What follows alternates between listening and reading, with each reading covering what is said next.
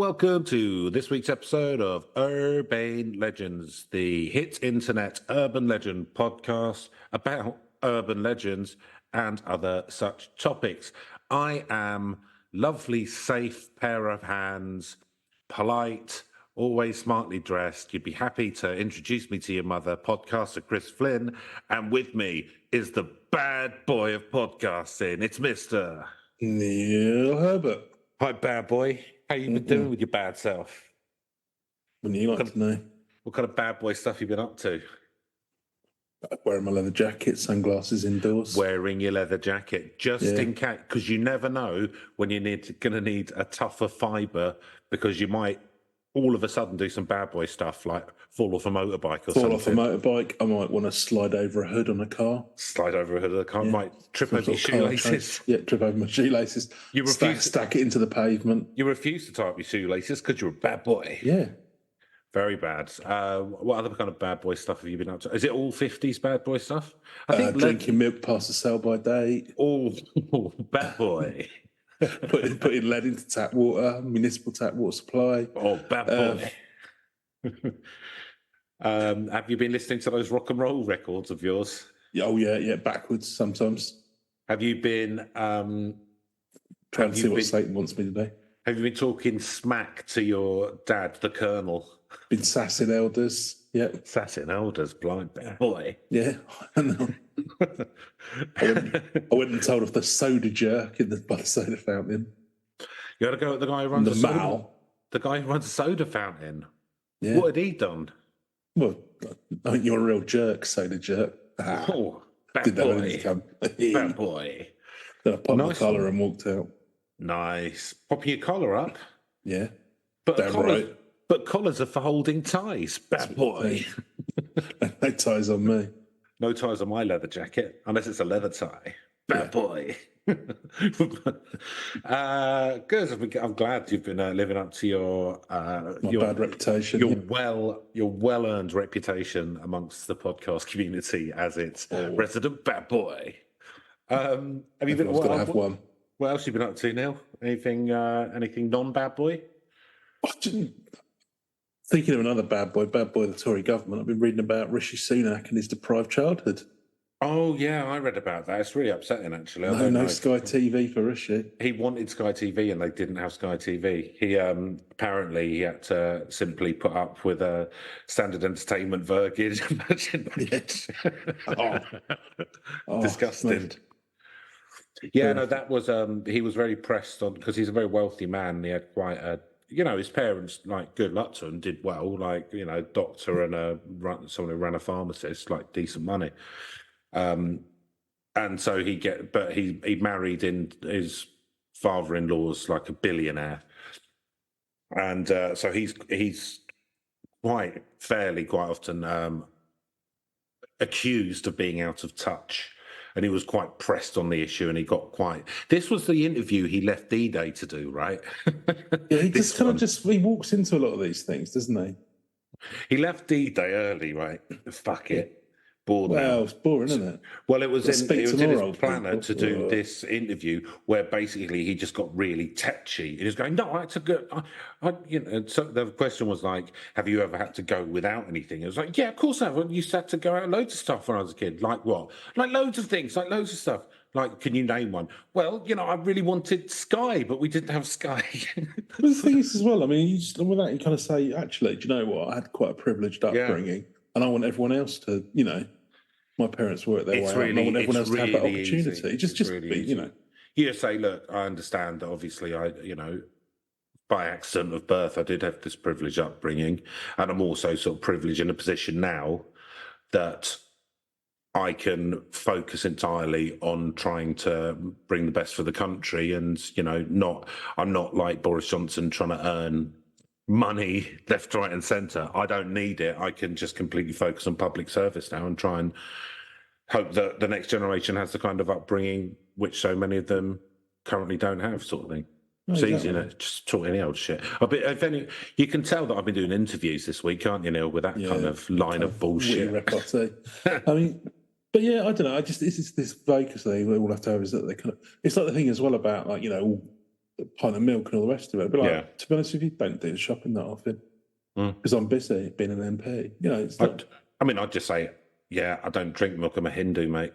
Yeah, that's worse. That would be even better comeback. You put that in your pipe and smoke it.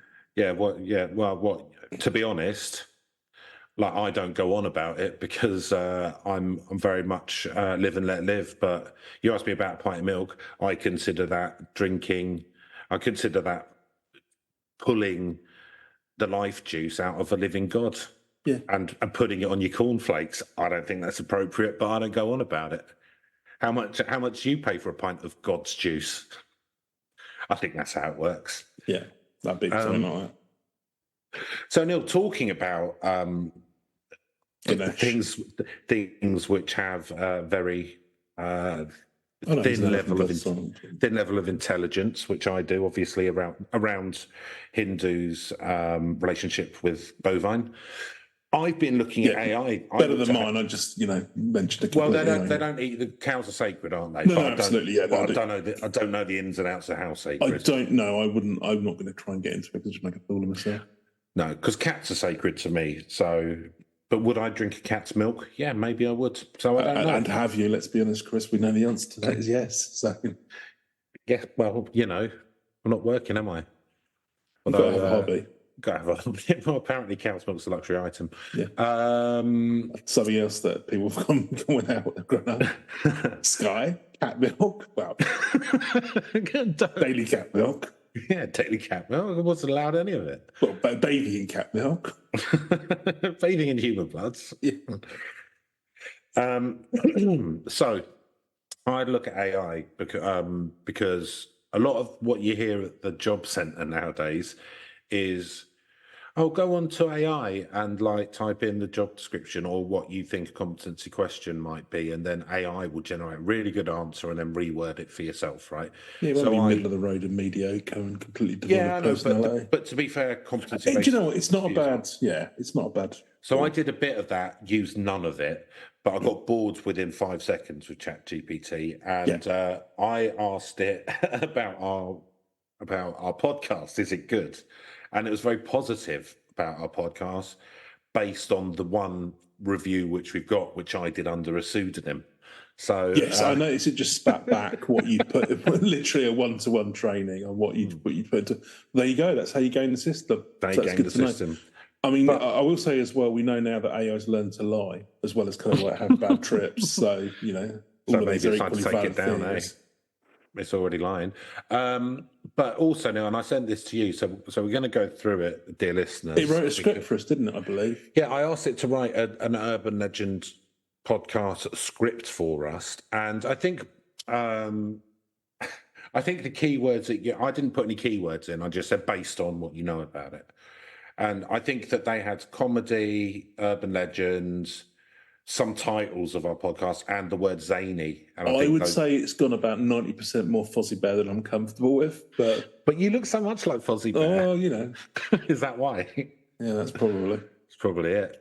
I don't know, too close to the bone, yeah. So we're going to go through the script now, actually, to see, and do let us know if you actually. If it's a vast improvement, yeah, we can just get the AI. It's not the whole episode.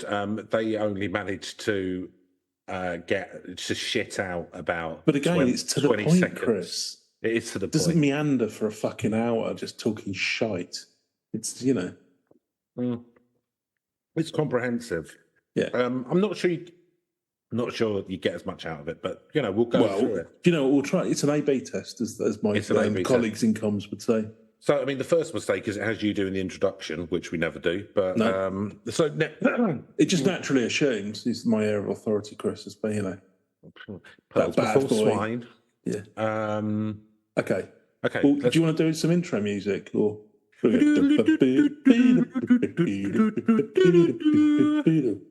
Welcome to Urbane Legends, the podcast that dives into the weirdest and wackiest urban legends with a hefty dose of humour. I'm Neil.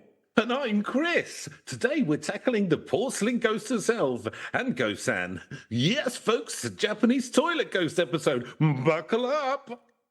Segment 1, Introduction to the Legend. So, Hanako-san is like the Elvis of Japanese ghosts. She said to haunt high school bathrooms, specifically the third stall. Yeah, because where else would the ghosts hang out? The food court? Imagine needing to use the loo and worrying about a ghost popping out. Stressful. Segment 2, historical context. This legend dates back to the 1950s, and some say Hanako-san is the spirit of a girl who met a tragic end during World War II. Yeah, but others think she's just a product of overactive imaginations and too much green tea. Either way, it's fascinating. It's like Japan's version of Bloody Mary, but with more hygiene concerns. Segment 3, anecdotes and modern sightings. We found some stories from people who claim to have met Hanako-san. One Tokyo student swears she heard a voice in the bathroom when no one else was there. Maybe she just had too much sushi, or it was a really enthusiastic toilet attendant. Another group of friends did the ritual, and the lights flickered. Classic horror movie stuff. I'd be out of there faster than you could say toilet ghost. Segment 4, our take. Personally, I think Hanako-san is a brilliant piece of cultural folklore. A spooky bathroom ghost, genius. Totally. It's a perfect mix of scary and absurd. Like Chris's last Tinder date. Hey! But yeah, it plays on the fear of the unknown in a place we all have to visit, the bathroom. Segment 5, list of questions and comments. We've got some feedback from our local... But chance be a fine thing. We've got some feedback. This is the reason why we don't do this. We got some feedback from our last episode, The Dover Demon. Joe from Massachusetts wants to know if we think it was an alien. Good question, Joe. My money's on a hairless raccoon. But hey, aliens are always a fun theory. Outro. That's all for today's episode. Send us your weird stories or legends that you want us to dive into. Thanks for tuning into Urbane Legends. Keep it spooky, and don't forget to check the third stall. It's very good, isn't it? That's a lot better than ours. A lot better than what we normally do. I have to say though, some of that doesn't say anything. Vaguely racist. Well, I don't think just like low key, like too much green tea, too much sushi. I think There's nothing racist about green tea and sushi. No, saying it would make you ill or whatever. Would you find it racist if a Japanese podcaster was all doing about, it? Well, you've eaten too many scones. You've had too many pints and pints of Carlin. Yeah. No, if they went, well, American podcasters. I suppose it's just a bit stereotyped, isn't it? Yeah, but American podcasters will constantly say, "Oh, fucking British people drinking tea." That's true. Don't they? They constantly say that with our bad teeth and mispronunciations. Yeah, absolutely. Yeah. Functional healthcare system. Well, once upon a time. There's your AI. There's your AI. I want to know though as well that like Hanako-san is like the Elvis of Japanese ghosts. Did he haunt school bathrooms, Elvis? I've not heard that rumor, but there you go. I think Lisa Marie was about 14 I was going to say, was Priscilla quite young? That's it. Sorry. I was going to say don't start another route. So Neil, when I was, after reading about this AI, and seeing how good it was, I got quite, as you know, I got quite depressed after we did this, and I couldn't really get out the funk for a couple of days, and I was kind of like, looking around at things to do, homemade Prozac, fine. I can't drink anymore. Shadow boxing, all the kind of normal stuff that you do trying to get out of it. Yeah. But I couldn't. But my mum was worried, and she, bless her, she went out. She read on the internet about this kind of miracle cure, and it's called Canterbury shoes, right? And it's just a pair of shoes. But because of how have I not heard of these before? I don't know, Neil. But because of it's something to do with the kind of the insole of the shoe. It's kind of a reflexology thing, and it kind of does pressure points. That makes sense. And so I put those on, and I went for, and it said just go for a walk, like wherever. And I just went for a walk around downtown, where all the money is, downtown Port Slade. Yeah, normally when I walk down there, I get quite miserable. Bustling financial activity. Yeah, because of all the day traders and stuff, the high class escorts. But a world which seems unattainable. The golden, they tested the bench outside of Tesco's Metro, and it's made of 50% cocaine. Yeah. But I went, and do you know what? Actually, it did. I've improved my mood, and so I've just kept them on, and I've just been kept, for walking around the house and stuff. And I can honestly say they've really worked for me as a kind of as a way of kind of coming out of that depression, and I'm kind of thinking clearly. And I've had a couple of job interviews, and they went quite well. And yeah, no, if you look them up, it's really interesting because they're like this old thing from like back in the day, like the kind of from Canterbury Cathedral and cloisters and all that. But this American whiz kid kind of bought the licensing for it, so because he heard about it, and so now they're kind of they're not cheap, but they're kind of they're bringing. But are they good value, Chris? That's the question. I'd say they're great value. You've probably heard of the guy. His name's Scotter Altrium. Oh yeah. Scotter Altrium, and I mean, like he's a bit of a controversial character. Scoot, as his friends call him. Scooter, yeah, he's a bit controversial, but the way he sees it is that he's buying stuff like this and bringing it to a wider audience, and he's bringing work to some of the kind of poorer countries in Southeast Asia, and I'm a big fan. I'm a big fan of him. Big fan.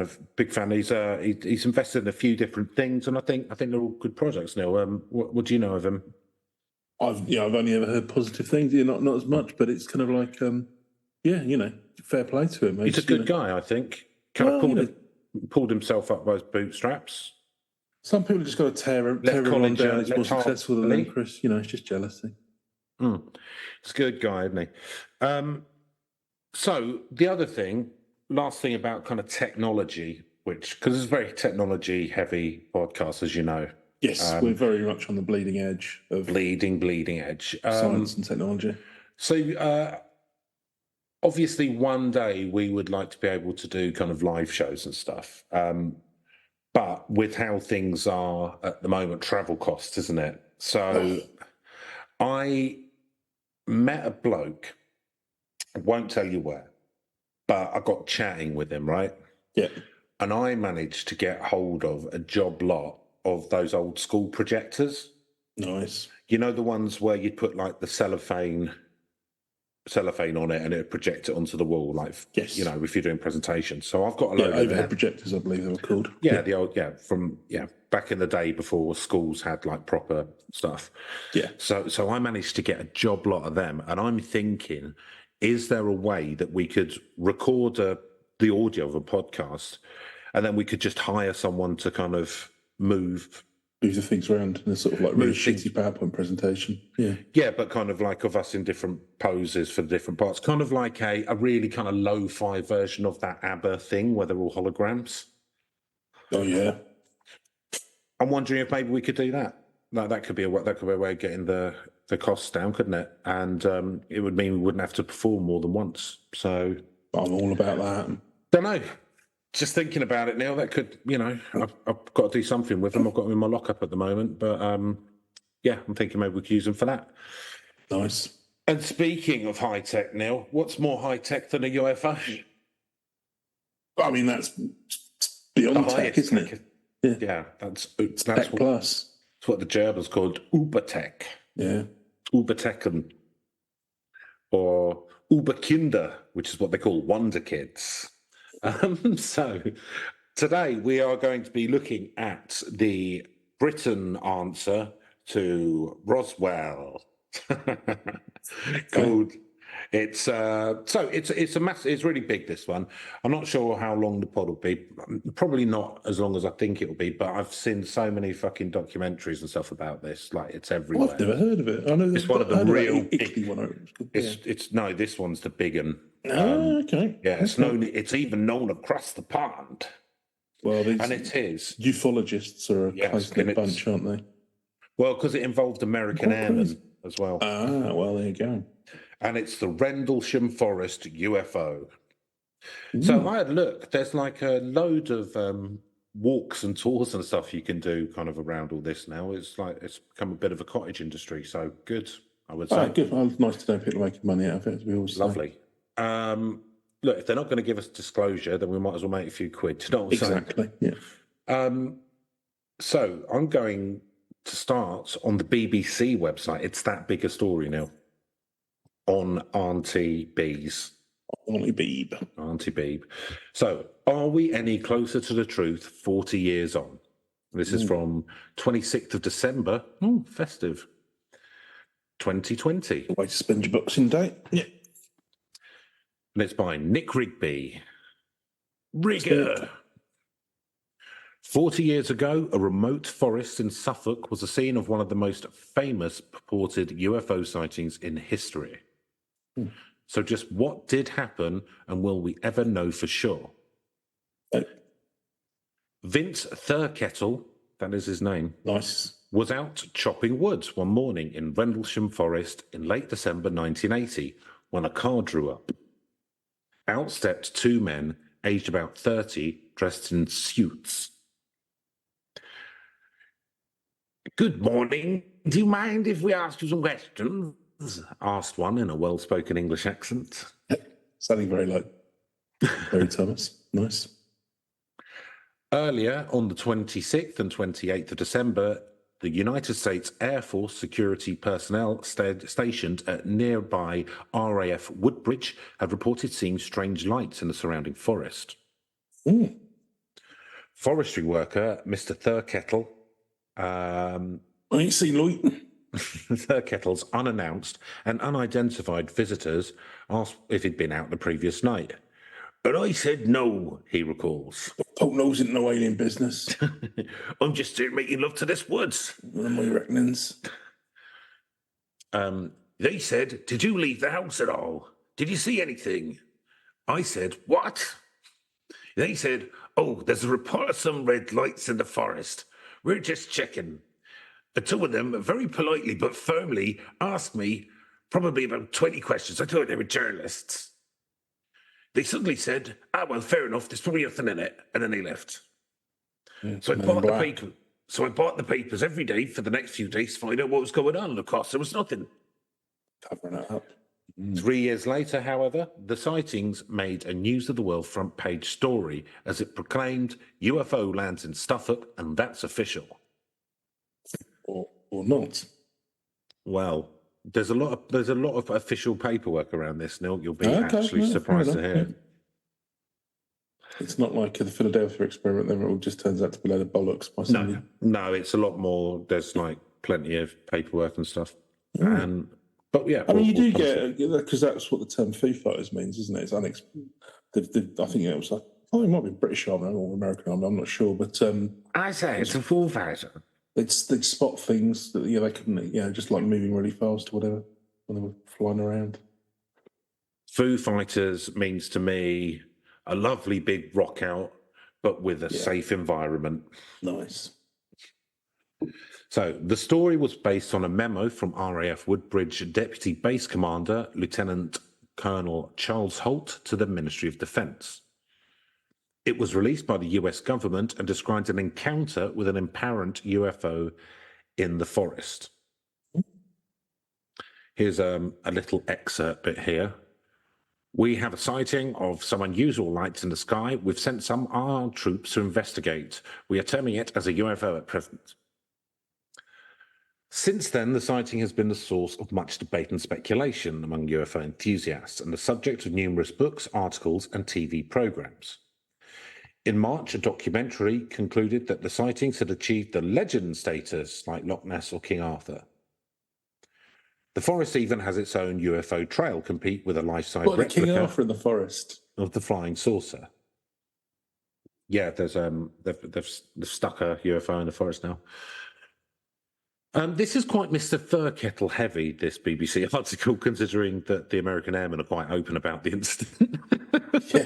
So did you see some bloke who saw nothing? Yeah. They're going in. He's like the little character that's just you can relate to him. Not really. I don't know nothing about it. I just hear it woods. Mr. Thurkettle says the UK authorities said they did not learn about the incident until Holt's memo, but the memo was not written until 2 weeks after he received the visit, he said.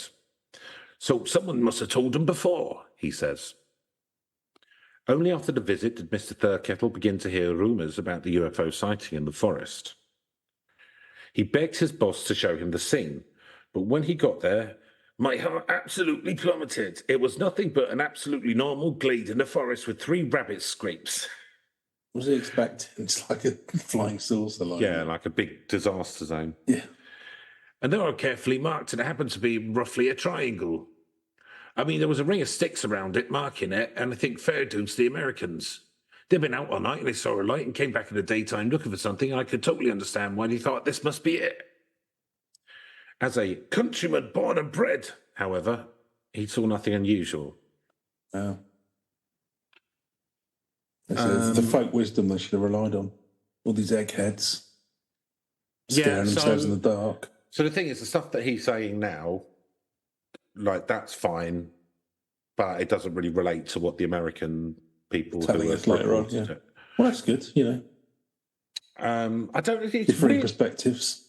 Yeah, it's weird to kind of like this is really poor this quality is the angle you're taking. Russian one. Yeah. It was a completely natural glade, and they've said things like, "But there were broken branches." Well, the forest is full of broken branches. They saw burn marks on tree. They said, obviously, there was heat radiating out from the spacecraft and it burnt these trees, but it wasn't. It was one of the Rangers, Billy Briggs, with an axe. This is very much like the equivalent of, we've talked about this before, but there's like, I can't remember the program now, I think it might be Charlie Brooker, I'd seen it on one of his programs, but it was like, that's haunted houses, not UFOs, but there was this really funny sounding one where everyone comes in and they have all these things, and then just this little tedious guy with a clipboard just debunks it all in the most. It's like, no, that's just a leaky door. No, it's not shit. He's like a builder or something, isn't he? A building inspector. Exactly. Like he just comes in and explains why all of these things are happening and all these noises and stuff. This sounds like a kind of like a council garden version of that, just debunking these UFO theories. Yeah, but the thing is, it doesn't explain what they claim to have seen, right? So what you're telling me is that he's trying to dismiss it all, but there's a lot more to it. He's dismissing it all based on what he's seen in the woods. In a small bit of woods. Yeah. But this is after the event. But he's the hero of our story, Chris, so you know. He's the villain of my life. He's the protagonist. I like him. I like the cut of his jib. Why don't you go and live in the woods with it? Fella. Yeah, maybe I will. Yeah, good. Yeah, maybe I'm off to do that. Yeah, you can be his little fuzzy bear. Mr. Thurkell, now 64, so there you go, Neil. Still got tread on the got Jason, yeah. Was one of the first people to suggest an alternative theory to explain the sighting. It took place, he says, in the only place in the forest where it's possible to see the since dismantled Orford Nest Lighthouse. It's weird because you've got a slightly sloping patch of Rendlesham Forest, then probably a couple of miles, then Gedgrave Hill, and then there's a gap in the trees on Gedgrave Hill, then 8 miles away over to Orford Sound Lighthouse. The UFO believer had talked about the lighthouse keeper who said it never been towards the land, and I think rubbish. I stood in the beam of the lighthouse and I looked at it in the forest. I think he's just happy someone to talk to. Yeah. Actually, the other thing he reminds me of slightly is when I used to work in door-to-door sales, and you'd get that sometimes. You thought you were making a sale, and then you realised you just made a friend instead. Oh dear. It was never a comfortable realisation. But gonna stop talking, you're literally costing me money.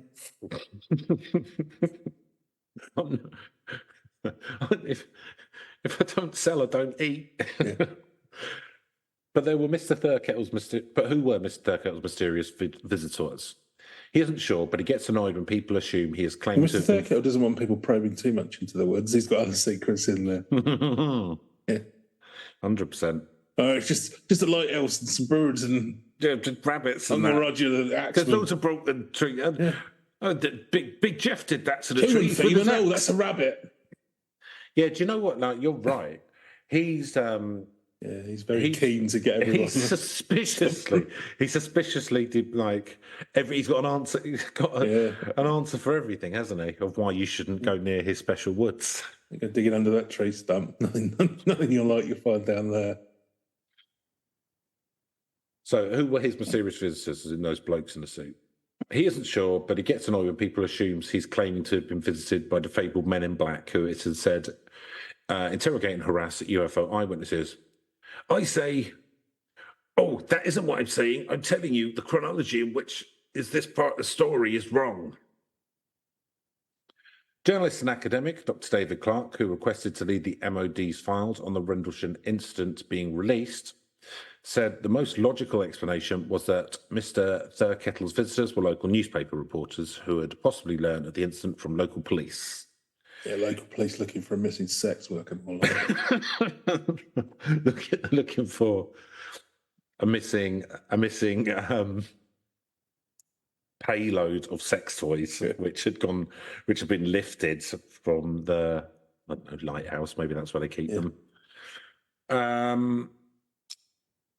So he says the original sighting. But there've been no ships around here for years. What's he signalling? The forest folk to the orge. So he says the original sighting by the USAF security guards has not been fully explained. There's still an element of mystery. What happened to those three guys on the first night, I still find baffling. Maybe they did see something, maybe it was inexplicable. Excellently, the article has so far failed to say what they'd seen or anything. They've just been talking to this nuts woodman. One of the guards was John Burrows. He went to investigate the sighting, and he says he first saw a beacon in the distance in the forest with green, red, orange, and white lights. As he and his colleagues approached, Mr. Burrows said they saw a white light silently explode, then a red oval sunlight object in the clearing. It lifted up through the trees and shot back towards the coast. Mr. Burrows, who served in the US Armed Forces for 27 years, said, "It's been a crazy 40 years since the encounter. Just when you think the story's over, another thing happens." This month, he has published a new book, Weaponization of an Unidentified Aerial Phenomenon, in which he outlines research that he says shows the incident was caused by experiments in harnessing an energy field in the forest. Vortexes. All good. We've had vortex for a while. They were studying the energy field for different applications to include military use, he said. Mr. Burrows claims the lighthouse was emitting electromagnetic frequencies towards Rendlesham Forest. Hey, got the lighthouse involved. I think, yeah, a light technically is, anyway, yeah. He stresses, "I never went on the record to say it was a spaceship because I didn't know." What he UFO, that's what What he saw was some kind of plasma or energy which could be a form of intelligence, he says. Dr. Clark, writing in a blog, has interviewed MOD official Simon Whedon, who told him the Rendlesham claims were found of no defence significance. Mr. Whedon, who left the MOD in 1988, was the first to investigate Lieutenant Colonel Holt's memo.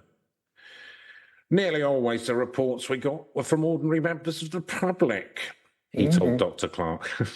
"This one was very unusual in that it came from a military source." He circulated the memo, but none of the radar stations checks reported anything unusual on their logs over the Christmas holiday. "Once we'd been through all the basic checks, we found there was nothing seen on radar, no obvious explanation, no obvious threat to air defence. We decided no further action was needed." Writer Brenda Butler of Leiston, Suffolk. Oh, we got another one. You can tell why this is a famous story, can't you? Jesus, it's on the edge of my seat here. They're literally leaving all the good bits out. This is like that Rosencrantz and Guildenstern are dead. We're just sort of like hanging around the edges of the play. It feels like, anyway, gone. Yeah, entirely does. I'm waiting for the meat and the sandwich to emerge at some point. So, writer Brenda Butler of Leiston, Suffolk, has been amused by some of the UFO tourism that's grown up around the forest. "You realise we've got 8 landing sites down here," she says. "Everyone has got their own take on it. If you go down there with any of the witnesses, they'll take you somewhere else." Mrs. Butler, who co-wrote the 1986 book on the case, Sky Crash, believes the US may have recovered a Russian satellite. Okay. It has got to be something to do with the Americans or the Russians in the Cold War. There are lots of files still to be released. There has been such a big cover-up, no one will ever know what happened. I'd like to get to the bottom of it, but I guess we never will. So... that's the spirit.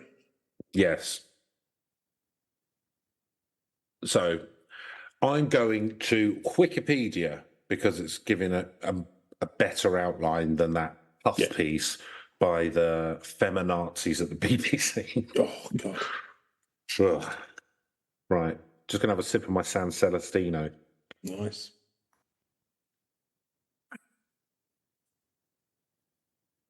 So, the Rendlesham Forest Incident was a series of reported sightings of unexplained nights near Rendlesham Forest in Suffolk, England, in December 1980, which became linked with UFO landings. The events occurred just outside RAF Woodbridge, which was used at the time by the United States Air Force. So there's a lot of talk about it could well have, I think it was housing some nuclear materials. Yeah, could be. They wouldn't have publicised it that much, would they, I suppose? No. The USAF personnel, including the Deputy Base Commander, Lieutenant Colonel Charles I. Holt, claimed to see things they described as a UFO. So it's not just your rank and file, he's fairly high up. The occurrence is the most famous of alleged UFO events to have happened in the United Kingdom, and it is amongst the best-known reported UFO events worldwide, and it's been compared to the Roswell UFO incident in the United States and called Britain's Roswell. The UK Ministry of Defence has stated that the event posed no threat to national security and therefore was never investigated as a security matter. Sceptics have explained the sightings as a misinterpretation of a series of nocturnal lights, a fireball, the Orford Nest Lighthouse, and bright stars. It was just an owl bumping into a gas balloon. What was there a gas balloon there? Mini Zeppelin? Oh, okay, yeah. Fair enough. So, main events, Neil, you ready? Go on. 26th December 1980. Around 3 a.m. on the 26th of December 1980, a security patrol near the east gate of RAF Woodbridge saw lights apparently descending into the nearby Rendlesham Forest. These lights have been attributed by astronomers to a piece of natural debris seen burning up as a fireball over southern England at that time. Servicemen initially thought it was a downed aircraft. According to Holt's memo, upon entering the forest to investigate, they witnessed a glowing object that was metallic in appearance with coloured lights. I reckon it's a predator. Could be a predator, couldn't it? Yeah, could be. Could just turn invisible as well. Well, that's it. Are owls predators? Could be, couldn't they? Certainly are. Could be. The bit of the owl you see is actually just the predator's head. Yeah. So, as they attempted to approach the object, it appeared to move through the trees.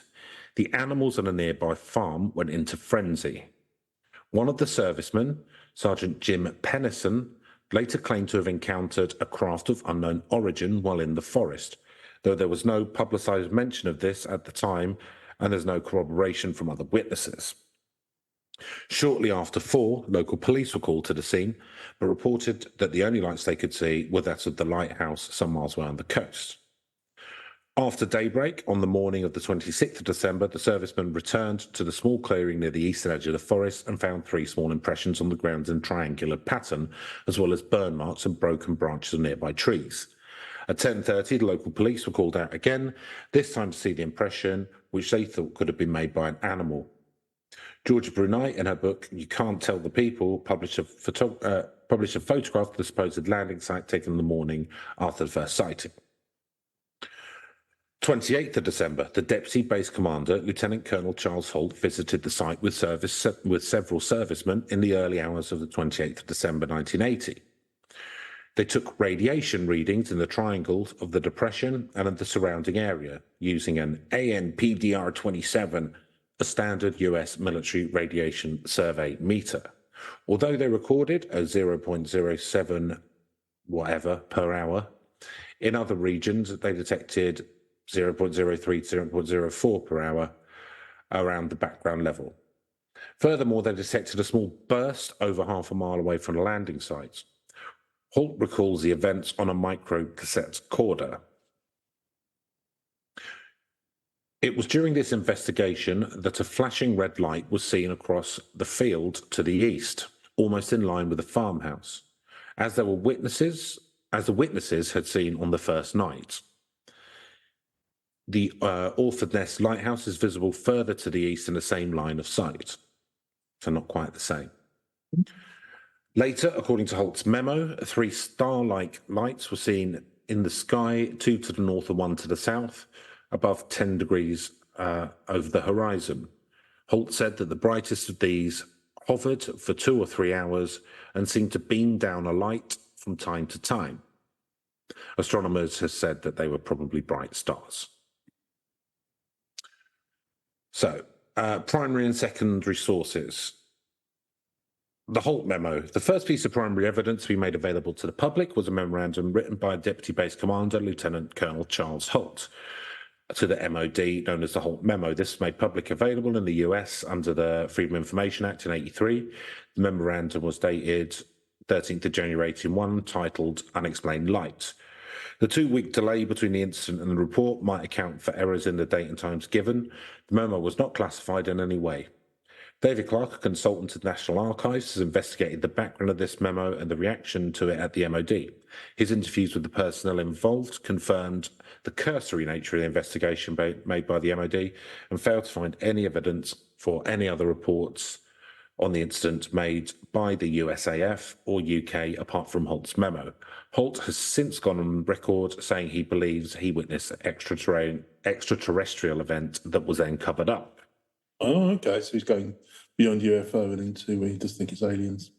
Well, it doesn't have to be aliens and extraterrestrial, does it? Well, yeah. Well, extraterrestrial means not this Earth, doesn't it? But yeah, okay. Well, not terrestrials, just land. It could be birds. Yeah, okay. It could be owls. No, I mean it could owls, yeah. But I mean it could be future. It could be time travelers. Could be AIs. Are AIs? It could be robots. Are they aliens? Don't I know? It's a sticky subject, isn't it? So much still to uncover. The Holt tape. In 1984, a copy of what became known as the Holt tape was released to UFO researchers by Colonel Sam Morgan, who had by then succeeded Ted Conrad as Holt's superior. This tape chronicles Holt's investigation in the forest in real time, including taking radiation readings, the sightings of the flashing lights between the trees, and the starlight objects that hovered and twinkled. The tape has been transcribed by a researcher who includes a link to an audio download and also a step-by-step analysis of the entire contents of the tape. 3. Statements from eyewitnesses on the 26th of December. In 1997, Scottish researcher James Easton obtained the original witness statement made by those involved in the first night sightings. One of the witnesses, Ed Cabansang, said in his statement, "We figured the lights were coming from past the forest since nothing was visible when we passed through the woody forest. We would see it glowing near the beacon light, but as we got closer, we found it to be a lit-up farmhouse. We got to a vantage point where we could determine that what we were chasing was only a beacon light off in the distance." Another participant, John Burrows, also stated, "We could see a beacon going round, so we went towards it. We followed it for about 2 miles before we could see it was coming from a lighthouse." Burrow reported a noise like a woman screaming, and also, which could just be foxes fucking, to be honest, and also that you could hear farm animals making a lot of noises. Probably farm animals fucking, to be honest. Or serial killer from the start. Yeah, whatever his name was. I've already forgotten his name. Yeah. He's inside my head. He's like Small Dog.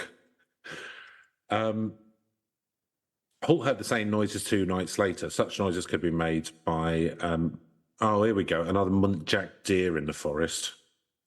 That was what they were saying to Beetha Lytham was. Yeah, with Bange.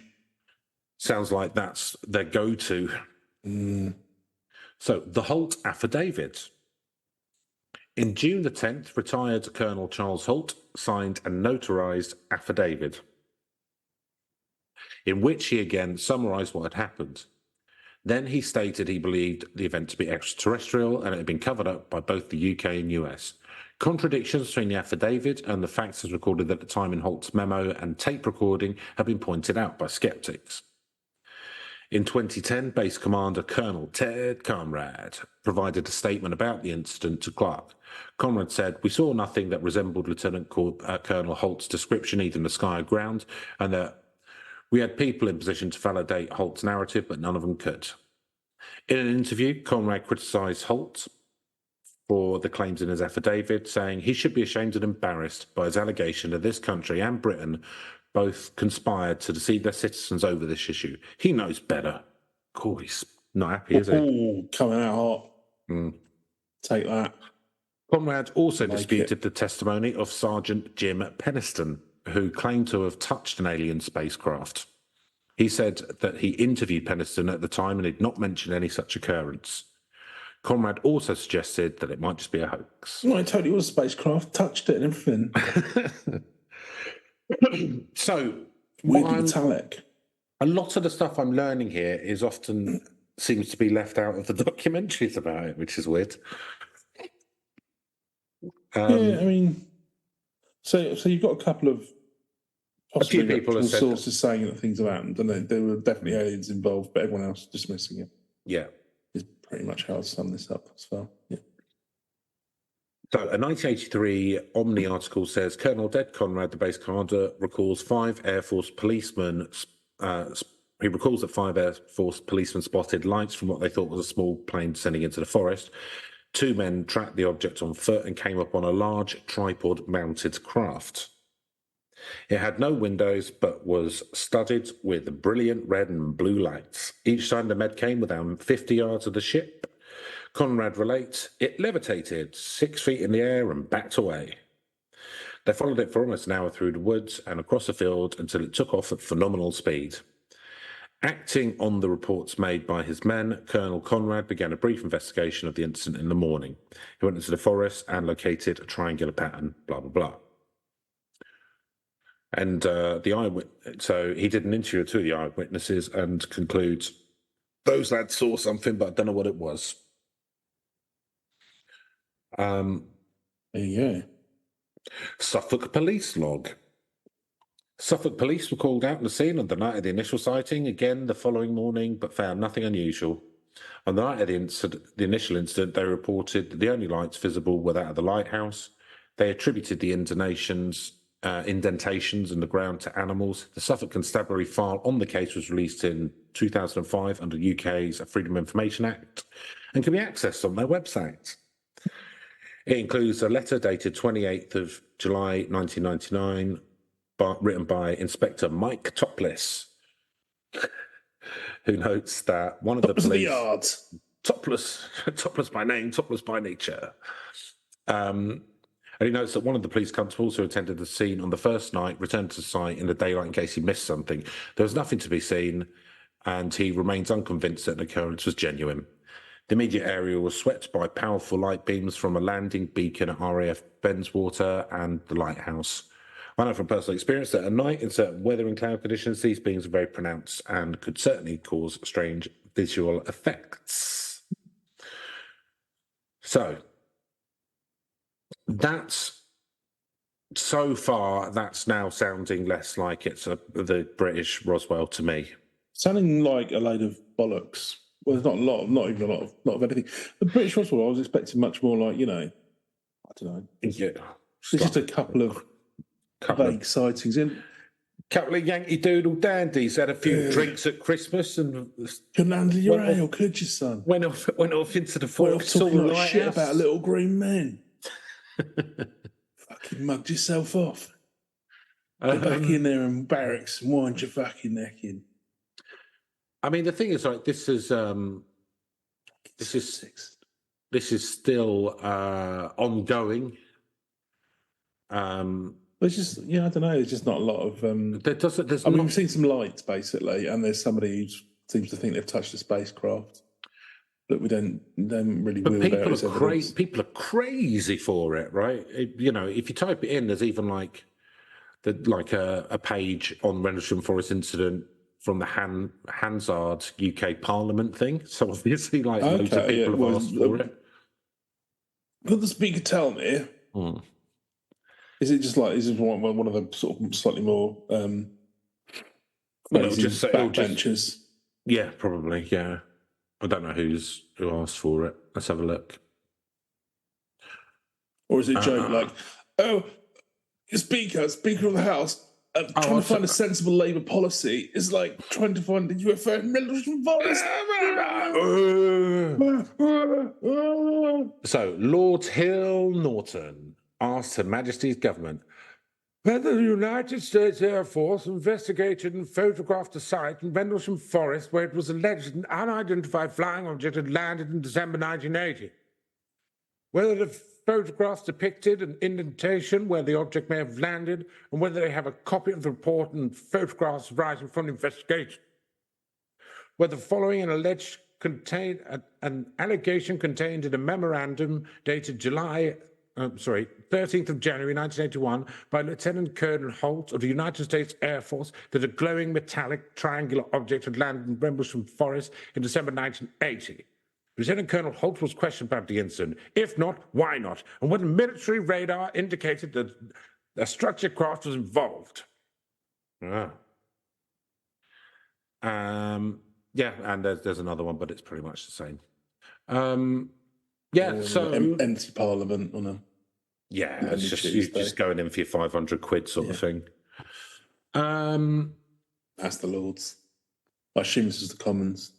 Interesting thing about this is I think the main guy, whatever his name is, who's making the claims. Yeah. He made a load of money as a ufologist. No, he claimed afterwards that because he'd been really near it, it had affected his health, almost being almost like radiation poisoning or whatever. Yeah. And really heavy drinking had nothing to do with it. And it's always made me gamble. Fucked my liver. I have to the aliens in my head. I've constantly got to be putting money on the GGs. I'll request that the US Department of Defense cover my bets. Cover my bets.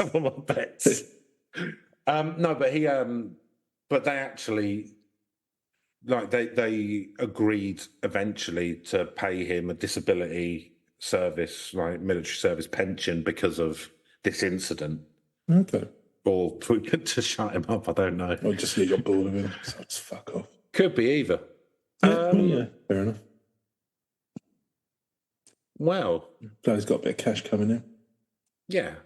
I mean, no, I'll be honest with you, Chris, not very compelling thus far. It's not very compelling. It's unfortunate. It's a problem with some of the. I mean, I didn't know this was a big one, but and I take your point. I don't know. Just UFO people, they tend to get really into just like the most specious kind of. I mean, I don't know. It's filming. No, so my thoughts. Get very excited about things. My thoughts on the UFO stuff, right? Is I'm interested.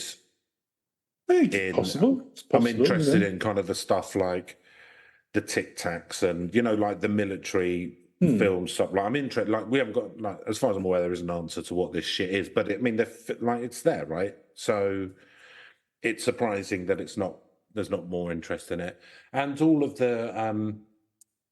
the stuff that's happening in the American Congress about the fact that basically Congress have got involved because there seems to be they've used the kind of way in that there's military stuff going on which isn't having congressional oversight, right? Research programs and that kind of thing. And some stuff's coming out and some people are coming forward and saying they've seen some stuff or they've got some stuff, right? Now, I don't know whether that's true or not. There's a lot of people doing it. I don't know. Not saying it's aliens, could be anything. We don't know. We didn't know germs existed until 100 years ago or whatever. Do you know what I mean? It could well be that there's always been another sort of form of life kicking about, but we've not been able to see it with our own eyes. Do you know what I mean? Or whatever. It could, could be that when we started fucking blowing up loads of nukes everywhere, that the elevated radiation in the atmosphere meant that you could start seeing some stuff. I don't know. I'm just making stuff up as I'm talking. But the thing is, at the end of the day, I don't know, right? No. But stuff like this doesn't help. So, there's very much not really anything to it from what I can see. And we've had, I think we had more evidence about the haunted toilet last week, frankly. Yeah, quite possibly. And at least that, And I came into this thinking it was going to be more. And you were bigging this up, weren't you? I was bigging this up. Fucking big man, giving it a lot of talk. Yeah, but there's so much shit about it. It'll be a two-parter. I thought it might be. No, you forgot. UFO just tracks a fucking nutters, mate.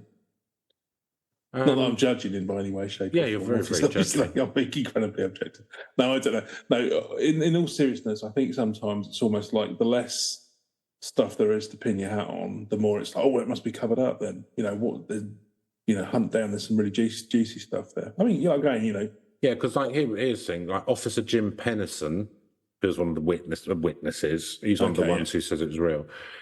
It was Pennison and Burrows seem to be the main characters in this. Burrows. Yeah, exactly. He said during the incident, he described seeing a craft covered in hieroglyph-like characters, and he said the following. Did he say this before or after he'd seen the movie Stargate? Well, this was 80, so... No, but he might have come out in the 2000s or something, mightn't it? Because it was covered up. Anyway. It wasn't a serious assertion, Chris, but yeah. Yes, it was. Yeah, it was. I estimated it to be about... I think you'll find the manga was written in the 70s, actually, Chris. Which was actually based on a book from 1847. Yeah, it's a chapter in Tristram Shandy. I estimated it to be about 3 meters tall and about 3 meters wide at the base. No landing gear was apparent, but it seemed like it was on fixed legs. I moved a little closer. I walked around the craft, and finally I walked right up to it. I noticed the fabric of the shell was more like a smooth, opaque black glass. So I guess then this is where you do get a bit interested in it, is that you've actually got a couple of witnesses who are out and out stating, no, it was definitely an alien spacecraft, and I saw like the, a bona fide kind of alien spacecraft. So Burrows and Penniston, the two witnesses, suffered PTSD afterwards, apparently. I think inflicted. Self-inflicted.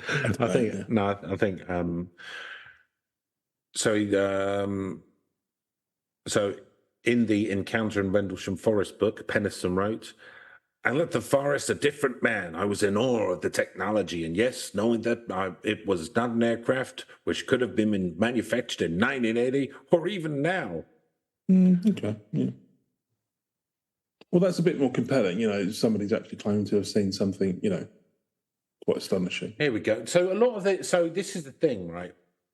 I was saying about the sort of shadowy group, the skeptics of Wikipedia. So you would think in the Wikipedia article they would have had some of this stuff, right? The stuff that the witnesses has said, and I had none of it in the whole article. So here we go. Burrows, Penniston and Colonel Holt have been the most vocal in saying they believe what they saw was extraterrestrial, but they're not the only eyewitnesses.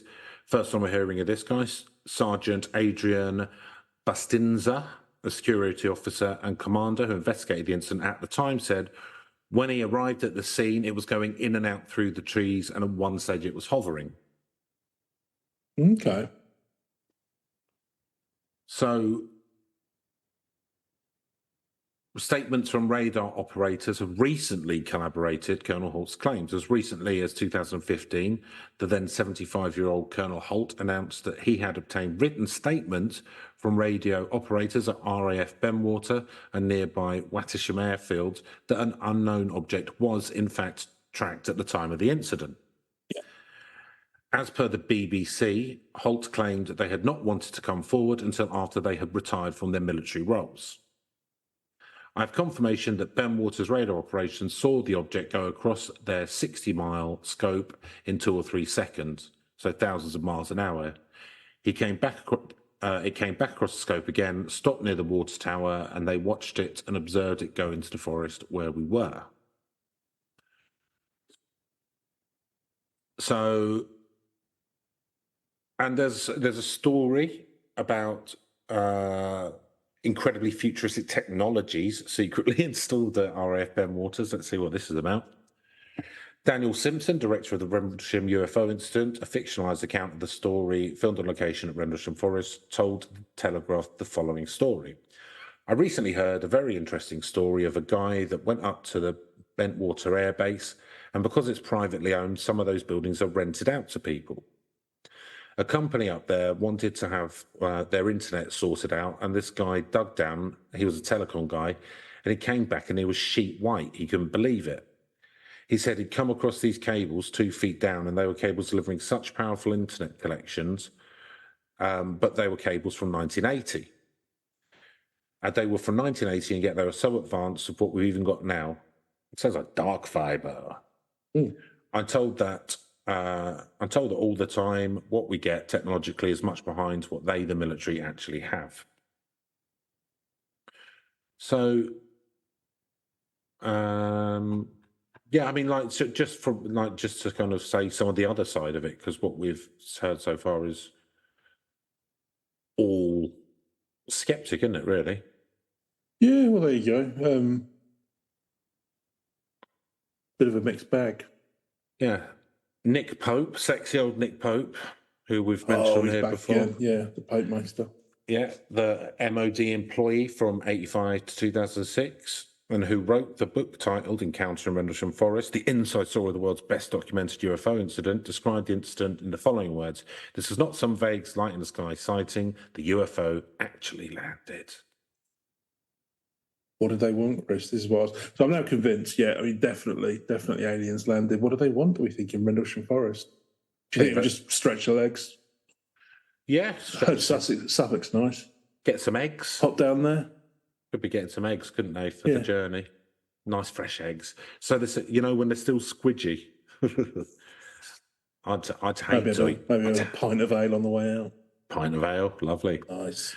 Maybe, and just maybe, cider and stuff. I think Vince Thurkettle from our initial story is an alien. There we go.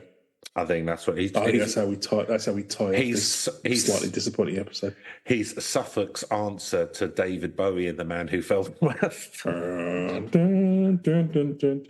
to see here. Yeah, yeah, that's what it is. Could well be, couldn't it? Because he's the one who's very much. I like this now. Yeah, no, this is good. I think, not a serial killer, just an alien who wants to be left alone. Maybe it's both. Yeah. Maybe they send their criminal aliens to Earth. That's why you get the cattle mutilations. That's why you get the harvesting of semen, that kind of stuff. Yeah. Could be, couldn't it? They send them out, their nutters here. It didn't need to do an alien probe, just decided to. Yeah, that's fine. No, but I think they send their criminal class here to kind of get it out of the system. Oh, that's what I mean. Yeah, exactly. It's all right. Or maybe it's like a sort of, alien Rumspringa. Send them here to act up for a bit, get it all out of the system. Or like a Westworld. Yeah. But with living humans. Yeah. Or are we living, Neil? That's the real question. Or are we a simulation? Are we, in fact, a simulation, a kind of Westworld for aliens to come looking more like the latter these days. Aliens to come down and get out their cattle mutilations and semen extraction fantasies. Horrific. Yeah. Joys out. Yeah. So now I'm going to call time on it. I think so. I'm sure we could read another 20 books on it or whatever, but can't be fucked, frankly. I think that'll do. So, Neil, spookiness. It's not really. I mean, again, it's the problem with alien stuff. It's not. Don't find aliens intrinsically spooky. No, it's there's not a lot here spookiness for me. I don't think if you're in the woods and you kind of saw like, I'd be more intrigued. Do you know what I mean? Yeah, I wouldn't feel any nerves. No, I don't think. I think you'd get a massive, close encounters. I think you'd get a massive bout of fight and flight. Yeah, maybe. I don't know. 3 for me, Chris, isn't it? 3. The problem is as well, because it's so far removed, like at best, people have seen an alien spacecraft, but nothing's happened. Whereas it's just like a light in the sky. Maybe it could be eerie, but, Yeah. So I think you're underplaying what a spooky cat you are. And I'm willing to fess up that I think that I really like the woods a lot, but I kind of like him in the day. I'm not sure. Okay, I'll get your point there, but that's the spookiness of woods, isn't it? Not the spookiness of this. Well, no, because there's the innate spookiness of woods, but then added to that, then there's weird shit going on. Like it's confirming your worst fears. Yeah. Because I'm not spooked in the woods because I'm scared that a bear's going to get me or something. Because frankly, we don't have any scary animals in the UK. Like in Rendlesham Forest, yeah. You might bump into an adder. You might bump into Vince Thurkettle, and that's bad enough. That's your goose cooked. Yeah. Yeah, it was terrible back in the Victorian times when they used to do Vince Thirkettle baiting, wasn't it? Yeah. Oh, shouldn't have angered Vince. Oh, set the dogs on him. So I think Vince it would. Is loose. There's a Thirkettle in the forest. Don't be going do yourself a favour and kill yourself before he gets you. So I think it is. I think it would be spooky. If you go, oh, it's a bit spooky in the woods, like, and then like there's loads of lights, and then like a weird air like UFO thing, or like fireballs flying around and stuff. So I'm gonna give it a 6 spookiness now. So believability. I don't know. Like, there's a few witnesses. Do you know what? Like, there's such. Everyone's like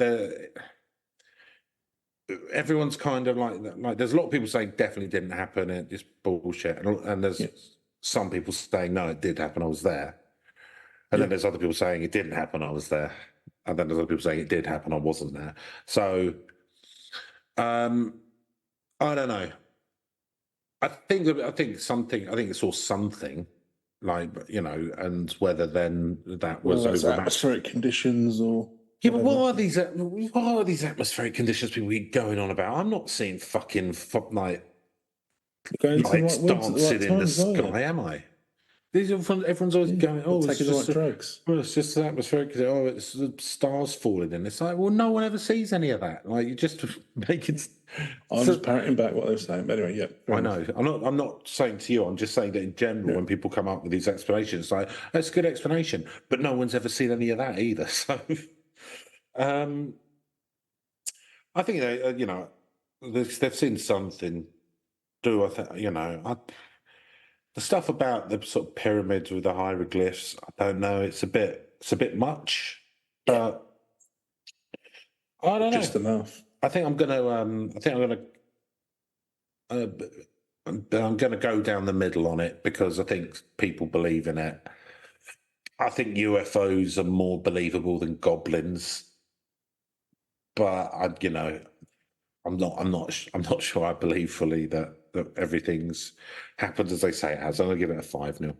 Well, it was a very confusing melange of things. As you say, all sorts of different viewpoints. But I feel like I've been a bit nasty to the ufologists, so I'm going to give it an 8. I think they believe in it. You know, that's always going to give it a bounce. There's actually, before I go to the next bit, next to this article, there's a picture of the politician Grant Shapps, and what he looks like in this picture, what it reminds me of, you know, is it cephalopods? Are they the ones in Alien? Xenomorph, do you mean? Xenomorph, yeah. He looks like a xenomorph because his face is really at the front and kind of at the bottom, and he's got like a massive bit going on. I wouldn't be surprised if he opened his mouth, a little Grant Shapps came out. Even smaller Grant Shapps. Yeah, that'd be terrifying, wouldn't it? Yeah. So narrative premise now. Just banging on about benefits. Narrative premise. No, he's warning about Labour getting a super majority. Oh yeah. What else? Sorry. Narrative premise. No, narrative premise. I think just that. Yeah, no, I don't know. Woods, UFOs, unexplained phenomenon. There's, I don't know. It's maybe a little bit of a tired old story these days, but military base. You got a military base. You got Sex lighthouse. Yeah, I think there's. It's not. There's nothing that blows my mind away. It's not that exciting, but there's enough ingredients. You've got enough of the classic ingredients. You could, turn it into. But remember, this is from 1980 as well. This is in the 80s. So you got that Stranger Things vibe going on. People love that, don't they? But I mean, it was less everywhere, wasn't it? This was kind of one of the things that influenced a lot of the pop culture stuff around UFOs. Yeah, no, in fairness. So yeah, and I suppose that has to be borne in mind. Yeah, I'd give it. I'll give it a 6. 6. Yeah. So, I mean, it's good that it happens over sort of more than one night, and you've got the MOD and you've got the Americans and all of that. What's going on at that air base? It's the Cold War. Is Putin in a weather balloon. Yeah, assassinate Churchill. Oh, he'd love that. Yeah, good charm, good try. Yeah. Put a cigar out in your eye. Nice try, old boy. He'd be angry pissed. Yeah. Little Putin. Little Putin, lovely. Great guy, wonderful guy, little Putin. Strong handshake, strong. Strong handshake. Big but not overwhelming hands. Confident guy, good guy. So, 5, as I've just described my reasoning. Yeah, and might as well.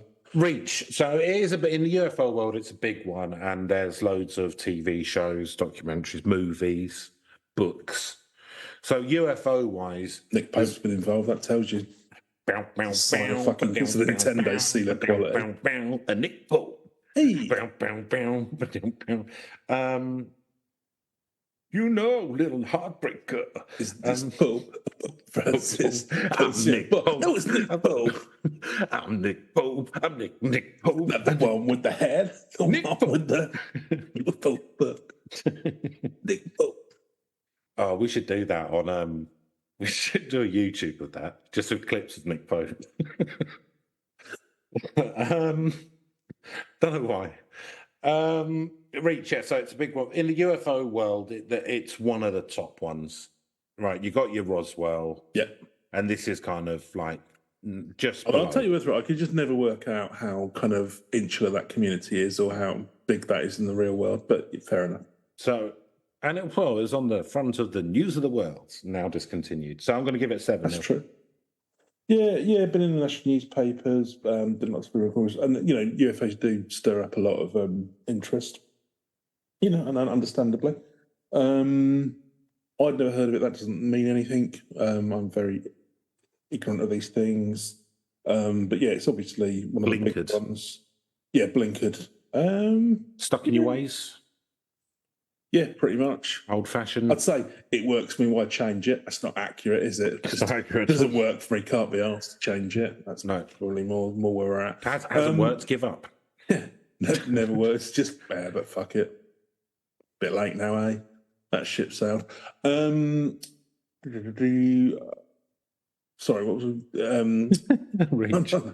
Reach. Yeah. Were you thinking of Nick Pope? Yeah. Difficult to get off your mind. Difficult to get off your mind what you think of him. Nick Pope.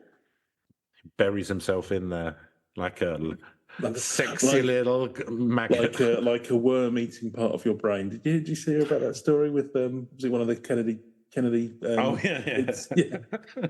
But don't worry, I'm reporting for duty now. Weirdly, it's all fine now. Weirdly, he's probably still the best option. He's probably still yeah. I'm sad, I'm sad. Fucking hell. I know.